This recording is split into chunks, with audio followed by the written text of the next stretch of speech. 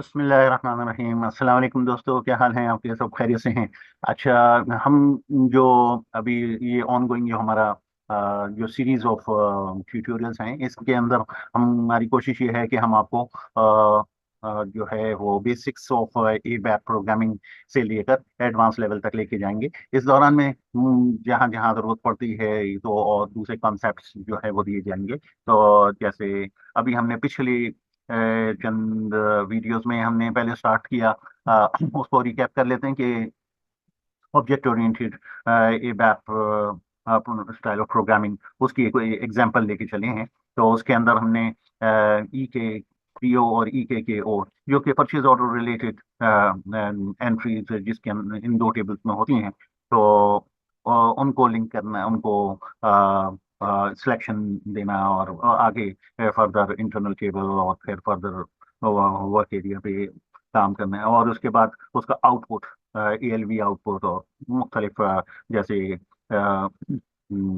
Classical output जो होता है वो हम जो है वो डिस्कस कर रहे हैं इसमें।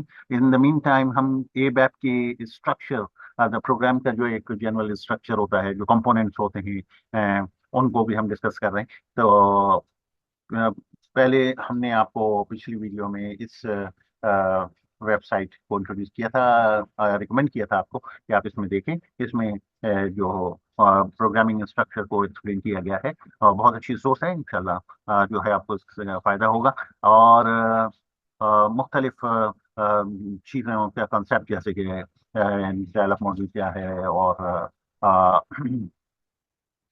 डायलॉग इवेंट ब्लॉक्स कैसे बनते हैं और क्या होते हैं, ये सब कुछ इसकी इस सोर्स में है। हम आपको प्रैक्टिकली जो है उसको एक्सप्लेन करके दिखाएंगे और एक्सप्लेन करेंगे।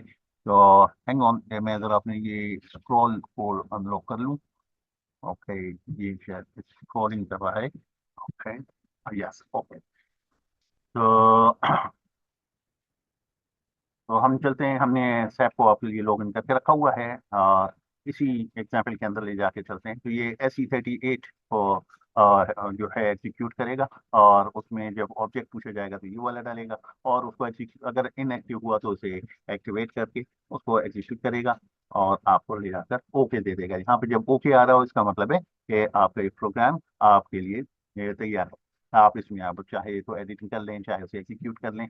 आप ये देख रहे हैं इसके अंदर, इस प्रोग्राम में सिर्फ हमने आपको कोई ज़्यादा कॉम्प्लिकेटेड कोड नहीं दिया है। इसके अंदर सिर्फ हमने ये आपको एक्सप्लेन कर दिया है कि देखें, एक एबैप प्रोग्राम जिसके अंदर हमने सिलेक्शन स्क्रीन दे दी है, और इसको तो उसकी बेस पर हमने आपको प्रोग्राम के मुख्तलिफ हिस्से जो हैं वो बताया कि पहला जो है हेडर, हेडर हिस्सा है। फिर आपका जो है प्रोग्राम का नाम, उसकी नेमिंग कन्वेंशन के बारे में आपको बताया था कि जेड या वाई के साथ हो, और बाकी जो दूसरे हैं वो और ना इस्तेमाल किए जाएं, प्रीफिक्स, राइट। और उसके बाद आप जेड से शुरू करें, उसके बाद जो भी नाम आप दे दें, ठीक है।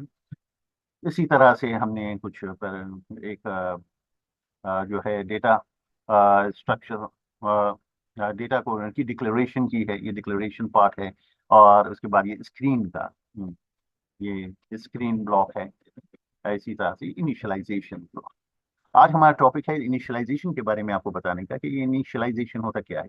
इनिशियलाइजेशन जो है, ये वो सेक्शन है जिसको हर एबैप प्रोग्राम रन होते वक्त एबैप जो सिस्टम है वो उसको देखता है, क्या इनिशियलाइजेशन। पहली चीज जो वो देखता है वो ये है कि क्या कोई इनिशियलाइजेशन है, तो वो मैं एग्जीक्यूट करूँ, अगर होगा तो वो पहले इनिशियलाइजेशन के अंदर पड़ी हुई जो चीजें जो है वो दे देता है, ठीक है।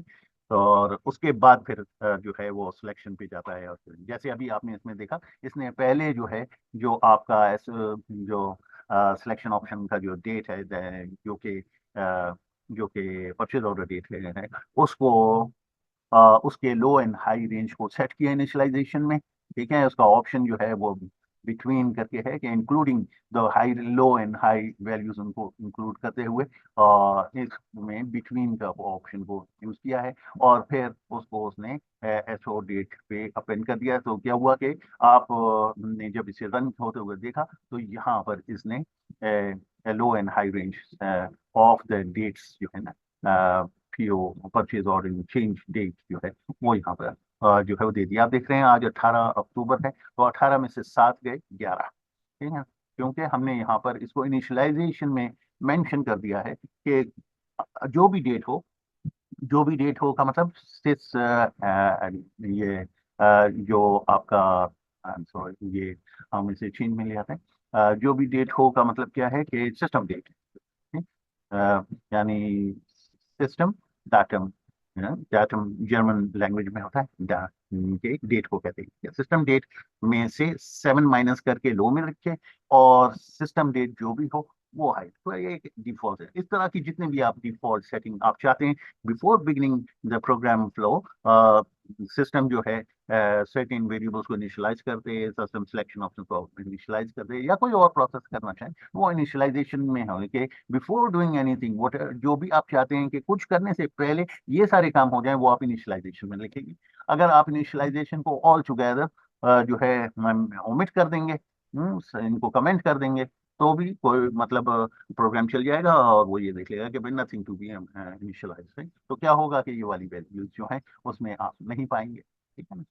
तो इसी तरह से सवाल ये पैदा होता है कि फिर इनिशियलाइजेशन तो यहाँ से भी की जा सकती है कि जब आप यहाँ पे एज एज डिफॉल्ट वैल्यू इसके डिफॉल्ट क्लॉज को यूज करके किसी इसमें यहाँ पे आप दे दें सिस्टम डाटम, सिस्टम डाटम, यानी जो सिस्टम डेट यहाँ पर डिफॉल्ट कर दें, तो फिर इनिशियलाइजेशन की क्या जरूरत है। इसकी यूं जरूरत रह जाती है कि आप यहाँ पर सिर्फ डिफॉल्ट वैल्यू दे सकते हैं, जबकि यहाँ पर पूरे आप लॉजिक दे सकते हैं। ठीक है ना। अगर आप डिफॉल्ट वैल्यू कहें तो आप यहाँ पे कह सकते हैं कि सिस्टम जो है डेटम जो है इसके साथ इसको डिफॉल्ट वैल्यू यहाँ पे मूव कर दे। वो तो यहाँ तक की तो, लेकिन उसमें से 7 माइनस करके, 7 माइनस करके लिखे, तो ये चीज डिफॉल्ट की उसके अंदर नहीं हो सकेगी। उसके लिए you have to have initialisation system, जिसके अंदर आप उसकी जो है लॉजिक कोड करेंगे। ठीक है। तो इस तरह से ये इनिशियलाइजेशन है। तो इनिशियलाइजेशन को की एनोलॉजी अगर हमसे पूछा जाए कि ये वीबीए के प्रोग्रामर कैसे समझे कि इनिशियलाइजेशन, तो वीबीए में इनिशियलाइजेशन में आपने देखा होगा कि हाँ, वीबीए में इनिशियलाइजेशन का काउंटर पार्ट क्या है। अगर हम किसी वर्कबुक में व्यू कोड में जाएं, और उसके अंदर आपको मिलेगा दिस वर्कबुक, इसके अंदर आप वर्कबुक ओपन का ये जो इवेंट है, ये बिल्कुल ऐसा है कि इनिशियलाइज, यानी बिफोर डूइंग एनीथिंग, जैसे ही प्रोग्राम रन हो, जैसे ही प्रोग्राम खुले, जैसे ही वर्कबुक खुले, तो जो चीजें आप चाहते हैं कि एक मैसेज आ जाए, एक मैसेज बॉक्स एंड जो है वो आ जाए बिल फर्स्ट। ठीक है। हाँ, आप इसके अंदर जो भी लिख लें, ठीक है ना। राइट। तो क्या होगा कि जैसे ही इस फाइल को आप खोलेंगे, तो लेट्स इसको हम बंद करते हैं। ठीक है, हम इसे करते हैं बंद। है, अब हम यहाँ से अपनी फाइल को खोल रहे हैं, और जो है ये, और जैसे आप देखेंगे तो जैसे ये ओपन हो गई, तो इनिश ये जो हाई लिखा हुआ आया है, ये आपका वो इनिशियलाइजेशन का इवेंट है कि जैसे ही प्रोग्राम स्टार्ट हो, कुछ भी करने से पहले ये सारे काम जो आपने इसके अंदर लिखे हैं वो कर लिए। ठीक है। तो वो कहाँ हमने लिखा है, ये जिस वर्कबुक के अंदर यहाँ पे, ठीक है, यहाँ पे आप लिखें। तो इसी तरह से हर प्रोग्रामिंग लैंग्वेज में कहीं ना कहीं ऐसा होता है कि जहाँ पर आप चाहते हैं कि हमारा प्रोग्राम जो भी कर रहे हैं उससे उससे पहले, सबसे पहले जो है कुछ भी करने से पहले हम ये चाहते हैं कि ये वेरिएबल्स इनिशियलाइज हो जाएं, हम ये चाहते हैं कि फला फील्ड्स में वैल्यूज मूव हो जाएं, और कोई खास प्रोसेस है वो पहले चल जाए। तो हम उसको कहाँ लिखेंगे, इनिशियलाइजेशन के इवेंट के अंदर, उसकी एबैप के अंदर जो इनिशियलाइजेशन का जो वो है सिंटैक्स है, वो यही है कि इनिशियलाइजेशन हम लिखेंगे उसके अंदर, और आप देखेंगे कि ये एग्जीक्यूट है। ठीक है, इनिशियलाइजेशन का हम यहाँ पे, तो इनिशियलाइजेशन का जो इवेंट है वो आप यहाँ पे इस तरह से लिख देंगे। ठीक, सिलेक्शन से अ, पहले हो सकता है, बाद में हो सकता है। ठीक है ना। एक चीज हम करके देख लेते हैं यहाँ पर, जब हम करने चले ही हैं, तो लेट्स एक तजर्बा ये करके देखते हैं। अगर हम इनिशियलाइजेशन को जो है स्क्रीन के मूवमेंट इसको मूव करके, इसको हम मूव करके एंड ऑफ सिलेक्शन के बाद मूव कर देते हैं, तो क्या ये एग्जीक्यूट होगा? आइए देखते हैं, ठीक है ना। जैसे हम सेव करते हैं, हमने इसे सेव किया और हमने इसको एक्टिवेट भी कर दिया, ठीक है। तो इसकी प्लेसमेंट, क्योंकि ये हेडिंग से है, यानी वो हेडिंग को देखता है कि आप ये ठीक, इसने उससे कोई फर्क नहीं पड़ा कि आप इसको कहाँ पे रखते हैं, एज लॉन्ग एज आपका इनिशियलाइजेशन का जो पैराग्राफ है, जो सेक्शन है, जो इवेंट है, वो इस हेडिंग के साथ, इस टाइटल के साथ और आगे फिर स्टॉप आ रहा हो। अब ये इनिशियलाइजेशन का इवेंट है, और ये कहीं पे भी हो, प्रोग्राम एग्जीक्यूट होते ही पहले कंट्रोल यहाँ पर आएगा और उसके बाद कहीं और जाएगा, ठीक।